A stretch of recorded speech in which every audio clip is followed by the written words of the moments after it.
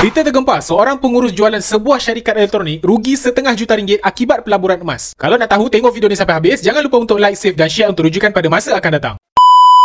Okay, saya baru terbaca satu berita yang disiarkan pada 15 April 2024 yang mana seorang lelaki pengurus sebuah syarikat elektronik rugi sebanyak RM1,500,000 akibat pelaburan emas. Beliau mengenali seorang wanita melalui satu aplikasi di media sosial dan menghubungi wanita tersebut kerana tertarik dengan skim pelaburan tersebut yang mana menjanjikan keuntungan sebanyak 10% daripada modal yang beliau keluarkan dalam tempoh 60 minit sahaja. Oleh kerana kurangnya ilmu tentang simpanan emas, beliau pun mudah tertipu dengan trik wanita tersebut dan akhirnya menyebabkan kerugian sekitar RM1,500,000. Sebab itu mentor saya selalu tekankan bila tuan-puan nak beli emas ataupun nak simpan emas, pastikan emas itu wujud dan emas itu dapat dekat dalam tangan. Siapa yang nak mencuba-cuba beli emas tapi tak dapat emas, sedialah untuk belajar pengalaman yang mahal dalam pelaburan emas. Dalam simpanan emas ni sebenarnya tuan-puan mudah saja kalau kita nak elakkan diri daripada ditipu skamer emas. Yang pertama, bila tuan-puan simpan emas ataupun beli emas, pastikan emas itu dapat dekat dalam tangan. Yang kedua, bila tuan-puan simpan emas, tuan-puan kena faham simpanan emas ni tak ada dividen. Simpanan emas ni bermaksud kita simpan objek iaitu emas. So bila kita simpan emas, keuntungan daripada simpanan emas adalah 100%